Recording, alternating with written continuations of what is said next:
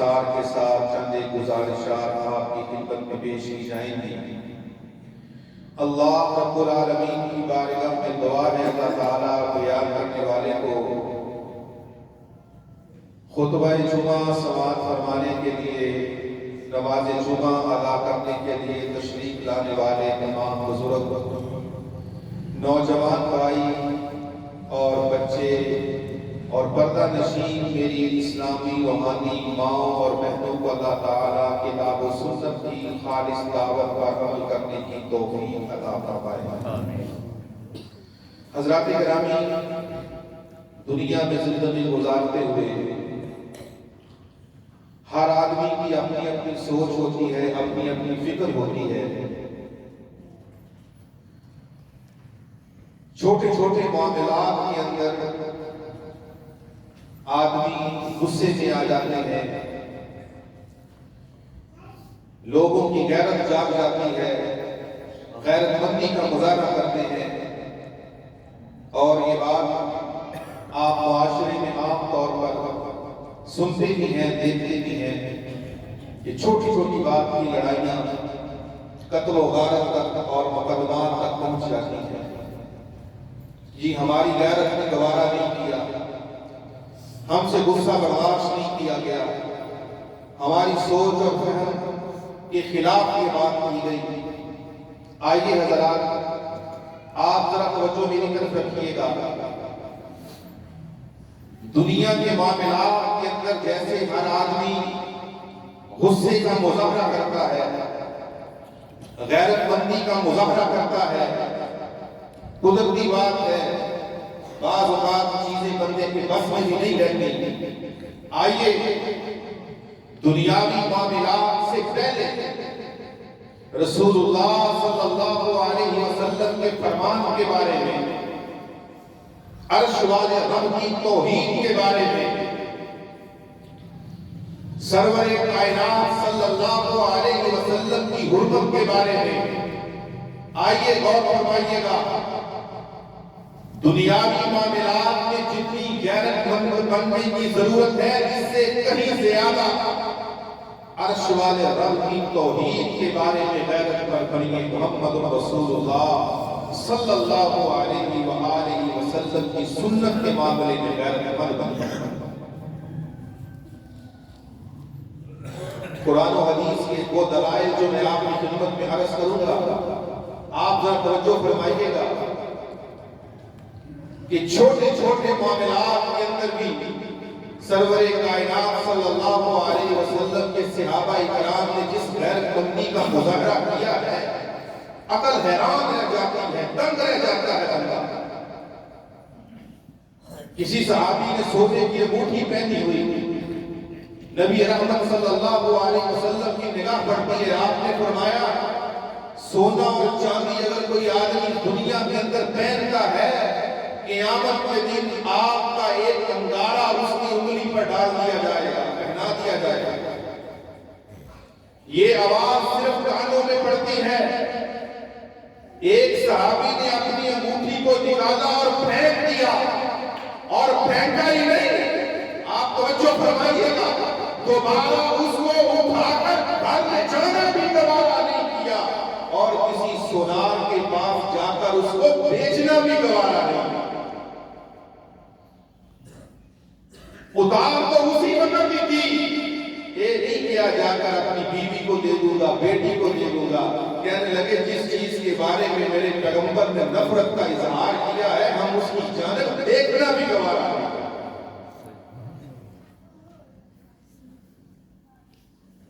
حضرات گرامی، دنیا کے معاملات میں جتنا غیرت مند بنے ہوئے ہیں لوگ، اس سے کہیں زیادہ آج عقیدہ توحید کے بارے میں غیرت کا مظاہرہ کرنے کی ضرورت ہے۔ آج سرور کائنات کے سنت کے معاملے میں غیرت مند بننے کی ضرورت ہے۔ آج حرمت رسول پہ غیرت مند بننے کی ضرورت ہے۔ آج حدیث رسول پہ غیرت کا مظاہرہ کرنے کی ضرورت ہے، اور آج مدینے والے کی سنت پہ غیرت مندی کا مظاہرہ کرنے کی ضرورت ہے۔ نبی کریم صلی اللہ علیہ وسلم کے ایک صحابی اور آپ کی پھوپھی کے بیٹے سیدنا زبیر رضی اللہ تعالیٰ عنہ، ان کا کسی انصاری صحابی کے ساتھ تھوڑا سا جھگڑا ہو گیا پانی کی نالی میں۔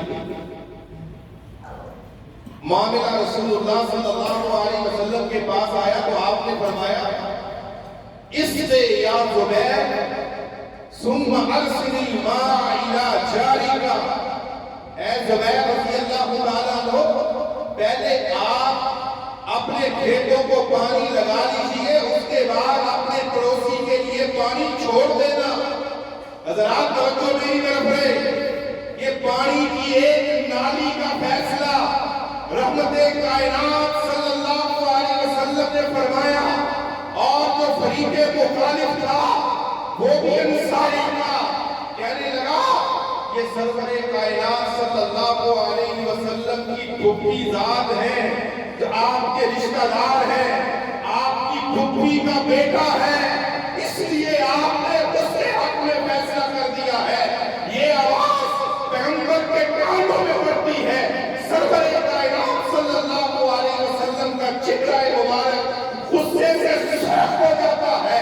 عرش والا رب جبرائیل کو قرآن دے کر محمد کے سینہ مبارک پہ قرآن مجید کی آیات کو نازل کر دیتا ہے کہ جو بندہ پیغمبر کے فیصلے کو نہیں مانتا، پیغمبر کے حکم کو نہیں مانتا، عرش والا رب اس کو مومن نہیں مانتا۔ فلا وربك لا يؤمنون حتى يحكموك فيما شجر بينهم ثم لا يجدوا في انفسهم حرجا مما قضيت ويسلموا تسليما۔ جو پیغمبر کے فیصلے کو نہ مانے، جو پیغمبر کے حکم کو نہ مانے، جو پیغمبر کے فرمان کو نہ مانے، جو پیغمبر کے آرڈر کو نہ مانے، جو پیغمبر کی سنت کو نہ مانے، عرش والا رب اس کو مومن شمار نہیں کرتا۔ ثم لا يجدوا في انفسهم حرجا مما قضيت۔ اگلی بات سنیے ذرا، جو فیصلہ رسول اللہ نے کیا ہے، جو حکم رسول اللہ نے دیا ہے، اس حکم کو مانتے ہوئے، اس فرمان کو تسلیم کرتے ہوئے کبھی دل کے اندر گھٹن بھی محسوس نہیں ہونی چاہیے۔ مفسرین نے لکھا کہ سید کائنات صلی اللہ علیہ وسلم کی رشتہ دار آپ کی پھوپھی کی بیٹی سیدہ زینب کا رشتہ نبی کریم صلی اللہ علیہ وسلم نے اپنے منہ بولے بیٹے زید بن حارثہ سے طے کر دیا۔ سیدہ زینب کے جو بھائی ہیں وہ بھی اس رشتے کو دل سے قبول نہیں کر رہے کہ ہمارا خاندان اونچا ہے، ہم اپنی بہن کا رشتہ ایک غلام کے ساتھ طے نہیں کر سکتے، صرف دل کے اندر یہ خیال ہی آیا ہے۔ عرش والے رب نے قرآن مجید نازل کر دیا، وَمَا كَانَ لِمُؤْمِنٍ وَلَا مُؤْمِنَةٍ إِذَا قَضَى اللَّهُ وَرَسُولُهُ أَمْرًا أَن يَكُونَ لَهُمُ الْخِيَرَةُ مِنْ أَمْرِهِمْ وَمَن يَعْصِ اللَّهَ وَرَسُولَهُ فَقَدْ ضَلَّ ضَلَالًا مُبِينًا۔ جو کوئی مومن مرد ہے، جو کوئی مومنہ عورت ہے، رسول اللہ کے فیصلے کو تسلیم نہ کرے، پیغمبر کے حکم کو تسلیم نہ کرے، عرش والا رب ایسی مومنہ عورت کے ایمان کی ضمانت نہیں دیتا، ایسی مومن مرد کے ایمان کی کوئی گارنٹی نہیں ہے جب تک دل و جان سے پیغمبر کے فیصلے کو مانا نہ جائے، پیغمبر کے فیصلے کو تسلیم نہ کیا جائے۔ وَمَن يُشَاقِقِ الرَّسُولَ مِن بَعْدِ مَا تَبَيَّنَ لَهُ الْهُدَىٰ وَيَتَّبِعْ غَيْرَ سَبِيلِ الْمُؤْمِنِينَ نُوَلِّهُ مَا تَوَلَّىٰ وَنُصْلِهُ جَهَنَّمَ وَسَاءَتْ مَصِيرًا۔ جو پیغمبر کے حکم کی نافرمانی کرے، ہدایت کے بعد، پیغام کے بعد، دلائل کے بعد، احکامات کے بعد، آیات کے بعد، حدیث کے بعد، فرمان کے بعد، پیغمبر کے فرمان کو نہیں مانتا، عرش والا رب ایسے بدبخت کو جہنم کا ایندھن بنا دے گا۔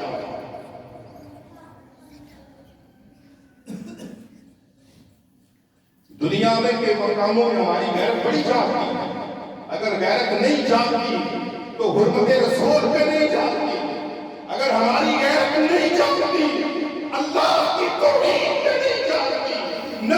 فرمان میں نہیں جا رہی، ایک ایسی کہتے ہیں کوئی گل نہیں لگے تو جتنے کوئی لگا سارے ٹھیک ہے، نہیں۔ عبداللہ بن عمر رضی اللہ تعالیٰ عنہ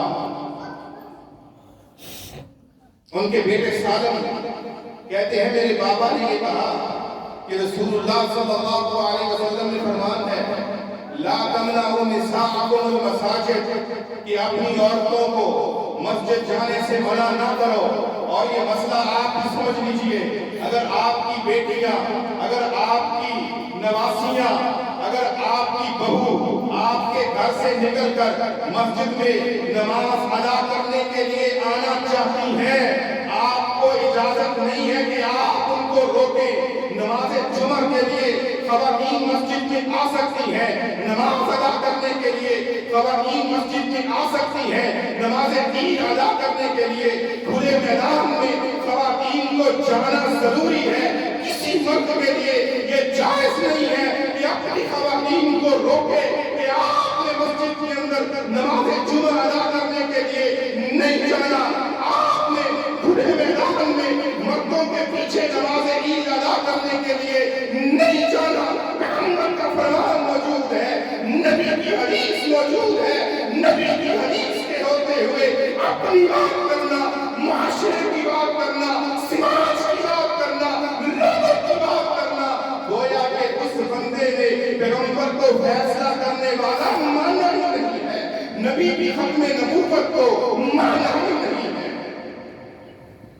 اور اللہ کے فضل و کرم سے اگر یہ اعزاز حاصل ہے تو اہل الحدیث کو حاصل ہے کہ اہل الحدیث کی مساجد کے اندر خواتین نماز جمعہ ادا کرنے کے لیے بھی آتی ہیں، اور اہل حدیث کی امامت میں کھلے میدانوں کے اندر خواتین پیغمبر کی سنت پر عمل کرتے ہوئے مردوں کے پیچھے جا کر نماز عیدین بھی جماعت کے ساتھ ادا کرتی ہیں۔ آج کل آپ نے سوشل میڈیا کے اوپر بڑا شور سنا ہوگا کہ پاکستان کے سب سے بڑے جج صاحب نے ایک دو شبوں کو پاکستان کے آئین سے خارج کرنے کی بات کی ہے۔ سنو ذرا غور سے، اور کہتے ہیں جناب مولویوں کو انگریزی نہیں سمجھ آتی۔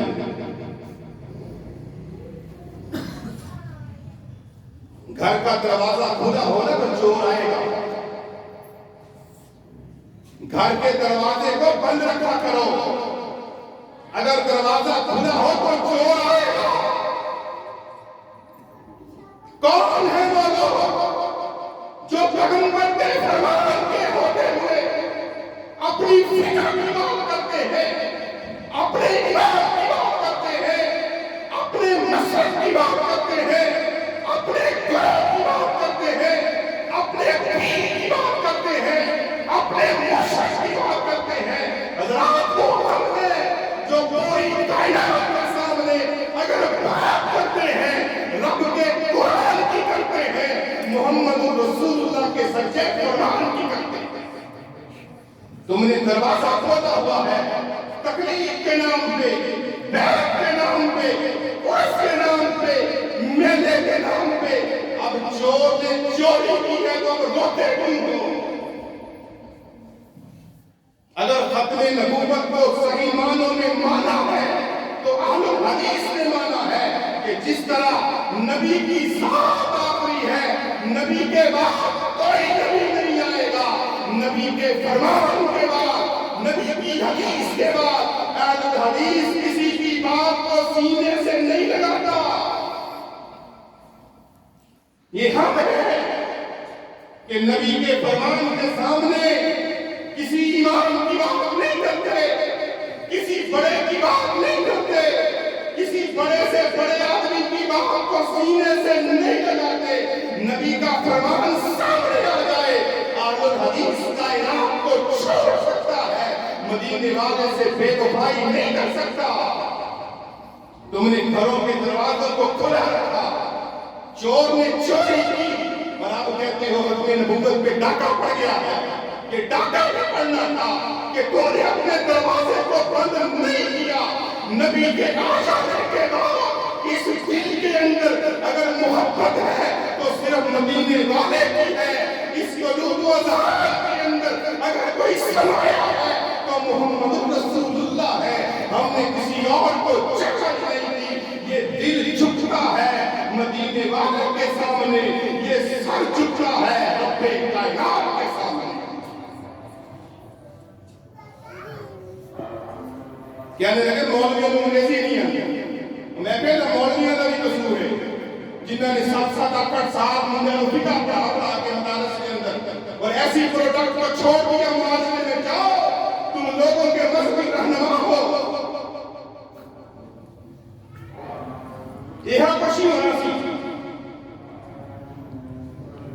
ہم نے اللہ کے فضل و کرم سے مدارس کی ٹوٹی ہوئی صفوں پہ بیٹھ کے قال اللہ و قال رسول کا درس لیا، پھر رکے نہیں ہیں، پھر ہم نے یونیورسٹی کی کرسیوں پہ بیٹھ کے اور یونیورسٹی کی لائبریریوں میں بیٹھ کے تمام کتابوں کو پنگھالا ہے۔ سانوں بھی بندہ کرے نہیں، بندے انگریزی نہیں بولنی آتی، آئے ہمارے ساتھ بات کرے اردو میں، عربی میں، انگریزی میں۔ وہ اور لوگ ہوں گے جن کو تم یہ کہنا دو کہ مولویوں کو انگریزی کا پتہ نہیں ہے۔ ہمارے مدرسے میں تو پڑھنا ہے چھوٹے چھوٹے بچیاں سورۃ الفاتحہ انگریزی کے اندر آتی ہے۔ انشاءاللہ اللہ زندگی دے کہ 8 تاریخ کو پروگرام ہو رہا ہے، ہمارے مدرسے کے طلباء سورہ فاتحہ کو انگریزی میں ٹرانسلیٹ کر کے دکھائیں گے انشاءاللہ۔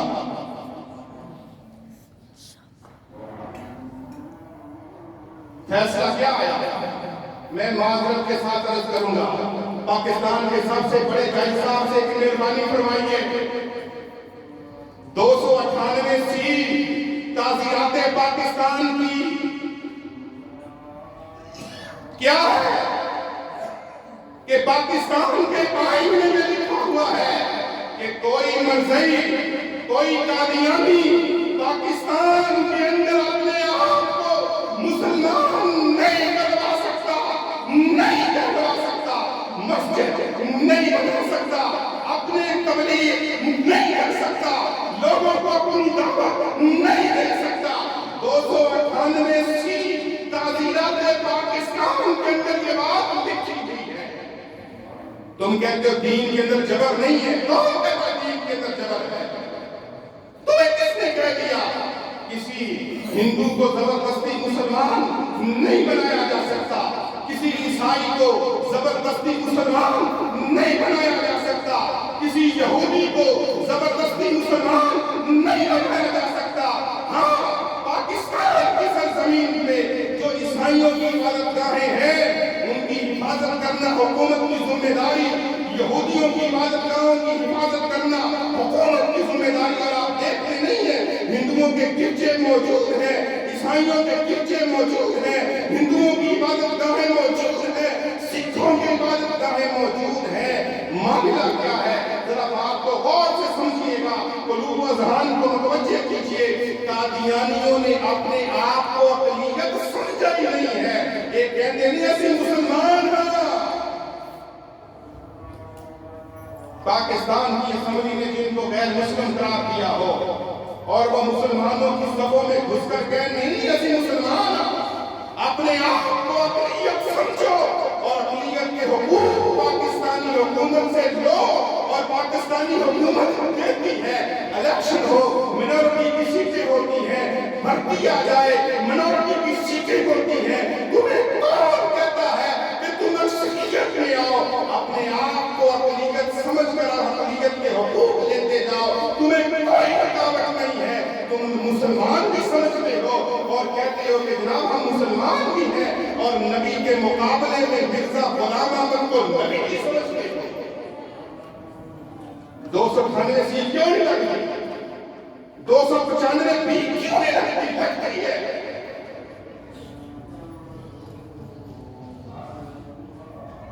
پاکستان کے جید عالمین اللہ ان کی عمر میں برکت فرمائے، سید سفید شہر حافظ اللہ ایک بندے کی تیمارداری کرنے واسطے گئے، دل کا آپریشن کروایا ہوا۔ شاہ صاحب کو پتہ نہیں سی کیوں آپریشن کروا گیا، کہنے لگے جی شاہ صاحب وہ میں تو جڑا مرضی میں ہسپتال ہے نا، میں تو آپریشن کروا کے آیا، کوئی غیر مسلم والی گل ہی کوئی نہیں، وہ تو بندے ہی بہت چنگے نے، وہ تو بڑے اخلاق نال گل کرتے ہیں، انہوں نے جنہیں محبت ہی محبت ہے، وہ تو بڑے پیار نال گل کرتے ہیں۔ شاہ صاحب فرمانے لگے میں پتہ نہیں سی تو آپریشن اتوں کروا کے آیا ہے، اگر انہوں دے وچ کافراں والی گل کوئی نہیں، مینوں تیرے وچ مسلمان والی گل کرنی ہے۔ جو پیغمبر کی نبوت اور رسالت کو نہیں مانتا، جو پیغمبر کی ختم نبوت کو نہیں مانتا، جو پیغمبر کے برابر میں مرزا کو نبی مانے، جہاں دینا منظور ہے، اس بندے سے سلام لینا گوارا نہیں۔ اور یہاں پر ایک بات اور سمجھ لیجیے، جب یہ مرزا نے اپنی دعوت کو دینا شروع کیا تو اتنے بھی مسلمان علماء سے غلطی ہوئی تھی، جان بوجھ کے انہوں نے ایسا نہیں کیا تھا، ایک غلطی ہو گئی تھی ان سے۔ وہ غلطی کیا تھی کہ اسلام لانے کے بعد، مسلمان ہو جانے کے بعد اگر کوئی آدمی عقیدہ توحید کو چھوڑ دے، نبی کی نبوت اور رسالت کو چھوڑ دے، غور سے مسئلہ سمجھنے کی کوشش کیجیے، کسی بندے پہ کوئی پابندی نہیں، کوئی اسلام لائے نہ لائے، کوئی مسلمان ہو نہ ہو، کوئی کلمہ پڑھے نہ پڑھے، کوئی پابندی نہیں ہے، لیکن کلمہ پڑھ لینے کے بعد اگر کوئی آدمی اسلام کو چھوڑ دے، توحید کو چھوڑ دے، اس کو کافر بھی کہتے ہیں، ساتھ مرتد بھی کہتے ہیں، اور ارتداد کی سزا اسلام نے قتل رکھی ہے۔ مسلمان علماء سے تھوڑی سی غلطی ہو گئی یہاں پہ، انہوں نے کفر کا فتویٰ ان پر نہیں لگانا تھا، ان کے اوپر ارتداد کی بات آنی تھی۔ بعض جو جیسے میرے مولوی بیچارے تو آپس میں جب لڑ رہے ہیں، کفر کے فتوے لگا رہے ہیں، دوسرے کو مسلمان نہیں سمجھتے۔ سنیے ذرا، ہم ذمہ دار لوگ ہیں، کسی پر کفر کا فتویٰ نہیں لگاتے، کسی کو ادارہ اسلام سے خارج نہیں کرتے، اس کو پاکستان کی پارلیمنٹ نے فیصلہ دیا ہے اور پاکستان کے آئین نے فیصلہ دیا ہے۔ حضرات آئیے ختم نبوت کو سمجھیے تو صحیح، اور یہاں یہ بات بھی میں محبت کے ساتھ آپ کی خدمت میں عرض کر دوں، عقیدہ ختم نبوت کو صحیح معنوں میں اگر سمجھا ہے تو اہل الحدیث نے تو سمجھا ہے۔ جو نبی کے فرمان کے مقابلے میں کسی کی بات کو مانتے ہیں، بتائیے ذرا۔ لوگ کہیں گے یہ ضد کرتے ہیں، لوگ کہیں گے یہ مانتے نہیں گے، نہ میرے بھائی، اہل الحدیث نبی کی سنت کے میدان میں، پیغمبر کی حدیث کے میدان میں، پیغمبر کے قول کے میدان میں، پیغمبر کے فرمان کے میدان میں کسی اور کی بات کو سینے سے لگاتا ہی نہیں۔ تم اس کو ضد نہ سمجھو، پیغمبر سے محبت سمجھو کہ یار یہ تو دیوانے ہیں، یہ پیغمبر کی سنت پہ مٹ مٹنے والے ہیں۔ اور میں نے چند دن پہلے ایک درس کے اندر بات کی کہ افغانستان کی جیل سے چھوٹنے والے ایک بابا جی نے مجھ اہل حدیث عالم سے سوال کیا کہ مجھے بتائیے کہ افغانستان کی جیل کے اندر انہوں نے مجھے مار مار کے میرے بازوؤں کی طاقت کو ختم کر دیا ہے، میرے بازوؤں کو اوپر کچھ بھی نہیں ہے، میرے بازو شل ہو چکے ہیں، میرے بازو اوپر نہیں آتے، میں نماز کے اندر رفع اليدین کرنا چاہتا ہوں لیکن میرے بازو اوپر کچھ بھی نہیں ہے، میرے بازوؤں کی طاقت کو مار مار کے ختم کر دیا گیا ہے۔ اہل حدیث عالم نے جواب دیا، بابا جی آپ کو رفع الیدین کرنے کا ایک ثواب نہیں، عرش والا رب دوہرا ثواب عطا کرے۔ کیوں؟ میرے پیغمبر کی نماز کی ایک رکعت بھی رفع الیدین کے بغیر نہیں ہے، میرے پیغمبر کی نماز کا ایک رکوع بھی رفع الیدین کے بغیر نہیں ہے، میرے پیغمبر کی نماز کی ایک رکعت بھی رفع الیدین کے بغیر نہیں ہے۔ ختم نبوت کو کس نے مانا ہے؟ غزنوی خاندان کو کہا گیا یا نماز میں آمین کہنا چھوڑ دو یا کعبہ چھوڑ دو، یا نماز میں رفع الیدین چھوڑ دو یا ہمارا علاقہ کعبہ چھوڑ دو۔ غزنوی خاندان نے اپنا سامان باندھا اور کہا کعبہ گنگے 100 کعبہ قربان ہے، پیغمبر کی سنت کو چھوڑنا گوارا نہیں۔ آئیے حضرات، نوجوانوں، بزرگوں، بھائیوں، پردہ نشین اسلامی روحانی ماؤں اور بہنوں، سرور کائنات کی حقیقی دلوں کے اندر زندہ کیجیے کہ نبی کی سنت، نبی کا فرمان سامنے آ جائے، آنکھوں کو جھکایا جائے گا۔ عبداللہ بن عمر رضی اللہ تعالیٰ عنہ نے کہا کہ آپ خواتین جو ہیں ان کو مسجد میں جانے سے نہ روکو۔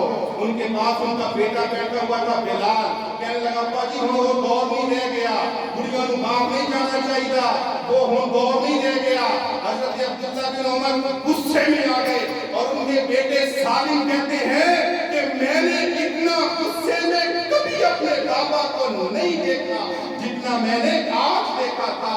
یہ تو صحابہ اکرام ہیں۔ اور آگے بڑھیے ذرا، امام بقی رحمہ اللہ کے بارے میں کتب تاریخ کے اندر لکھا ہوا ہے کہ امام بقی رحمہ اللہ فرمانے لگے کہ سرور کائنات صلی اللہ علیہ وسلم نے حج کے موقع پر جاتے ہوئے اونٹ کی کوہان پر تھوڑا سا زخم کیا اور وہاں سے خون نکلا اور اس خون کو اونٹ کی کوہان میں مل دیا گیا تاکہ لوگوں کو پتہ چل جائے یہ اونٹ قربانی کے لیے ہے۔ مکہ میں جا کر، مینا میں جا کر اس اونٹ کو اللہ کے راستے میں قربان کر دیا جائے گا، قربان کر دیا جائے گا۔ ایک آدمی کولے بیٹھ کر کہنے لگا امام صاحب، امام ابو حنیفہ رحمہ اللہ تو کہتے ہیں یہ مسئلہ ہے، ایسے اونٹ کو زخم نہیں لگانا چاہیے۔ امام بقی رحمہ اللہ کا چہرہ غصے سے سرخ ہو گیا اور کہتے ہیں میں تم کو پیغمبر کی حدیث سنا رہا ہوں، تم مقابلے میں ایک امتی کا نام لے رہے ہو۔ عبداللہ بن عباس رضی اللہ تعالیٰ عنہ نے کہا تھا، اور کیا کہا کہ میں تم کو پیغمبر کا فرمان تمہاری خدمت میں پیش کر رہا ہوں، تم ابو بکر اور عمر کا نام لے رہے ہو۔ عبداللہ بن مغفل رضی اللہ تعالیٰ عنہ نے اپنے سگے بھتیجے کو کہا جو کینکریاں ہاتھ سے پھینک رہا تھا، کیا کہا ان رسول اللہ صلی اللہ علیہ وسلم قد نہا، اللہ کے رسول نے کینکریاں پھینکنے سے منع کیا ہے۔ کینکری کسی کی آنکھ میں لگ جائے آنکھ ضائع ہو سکتی ہے، کسی کے دانت کو لگ جائے دانت ٹوٹ سکتا ہے۔ اس بچے نے، اس بھتیجے نے پیغمبر کا فرمان سننے کے بعد پھر کینکری اٹھائی، پھر پھینک دی، پھر اٹھائی، پھر پھینک دی۔ عبداللہ بن مغفل رضی اللہ تعالی عنہ کہتے ہیں لا اکلمک ابدا، اے میرے سگے بھتیجے تو پیغمبر کے فرمان کی جان بوجھ کر مخالفت کر رہا ہے، تیرا چچا آج کے بعد تیرے ساتھ گفتگو اور کلام نہیں کرے۔ دنیا داری کے معاملے میں لڑائیاں جھگڑے کہاں کہاں تک لوگ پہنچ جاتے ہیں۔ آئیے پیغمبر صلی اللہ علیہ وسلم کے معاملے میں، حدیث کے معاملے میں، سنت کے معاملے میں ایسی غیرت کو پیدا کیجیے۔ حذیفہ بن یمان رضی اللہ تعالیٰ عنہ میں ایک مجوسی نے چاندی کے کپ کے اندر پانی، پیالے کے اندر پانی کیا، حضرت حذیفہ بن یمان رضی اللہ تعالیٰ عنہ نے اس کو پکڑنا بھی گوارا نہیں کیا اور کہا کہ میرے پیغمبر نے منع کیا ہے کہ کوئی مسلمان سونے اور چاندی کے برتنوں میں نہ کھائے نہ پیے، کھانے پینے سے نبی کریم صلی اللہ علیہ وسلم نے منع کیا ہے۔ ایک صحابی نے ایک امام اور خطیب کو دیکھا جو بیٹھ کر مسجد کے اندر خطبہ دے رہا تھا۔ اہل حدیث مساجد میں آپ جاتے ہیں، امام اللہ کے فضل و کرم سے سنت کے مطابق خطبہ دے رہا ہے، آپ کے سامنے کتاب و سنت کی خالص دعوت کو پیش کر رہا ہے۔ آپ نے دیگر مساجد کے اندر بھی جا کر مساجد کے اندر ماننے والوں کی مساجد کے اندر بھی نماز جمعہ ادا کیا ہوگا اور آپ نے دیکھا ہوگا امام صاحب بیٹھ کر خطبہ دے رہے ہیں۔ اس صحابی نے کہا انظروا الی ھذا الخبیث یخطب قاعدا، اس آدمی خبیث آدمی کو دیکھو کہ یہ بیٹھ کر خطبہ دے رہا ہے، بغیر کسی عذر کے کھڑے ہو کر، بغیر کسی عذر کے بیٹھ کر خطبہ دینا حضرات اللہ کے رسول نے منع کیا ہے۔ بیٹھ کے خطبہ کسی بیماری کی وجہ سے امام دے سکتا ہے، لیکن بلا وجہ بیٹھ کر امام خطبہ بھی نہیں دے سکتا۔ یہ وہ قرآن و حدیث کی دعوت ہے، یہ وہ قرآن و حدیث کی سچی دعوت آپ کی خدمت میں پیش کی جا رہی ہے۔ آئیے توحید کے معاملے میں، آئیے پیغمبر کی سنت کے معاملے میں اپنے اندر ایسی غیرت پیدا کیجیے کہ جہاں بھی اللہ کے رسول کا فرمان آ جائے، اللہ کے قرآن کی کوئی آیت آ جائے، نبی کی کوئی حدیث آ جائے، اپنی آنکھوں کو جھکا لیا جائے گا، پیغمبر کے فرمان کو سینے سے لگا لیا جائے گا۔ اللہ مجھے اور آپ کو صحیح معنوں میں قرآن و حدیث کو سمجھنے اور اس کے مطابق عمل کرنے کی توفیق عطا فرمائے۔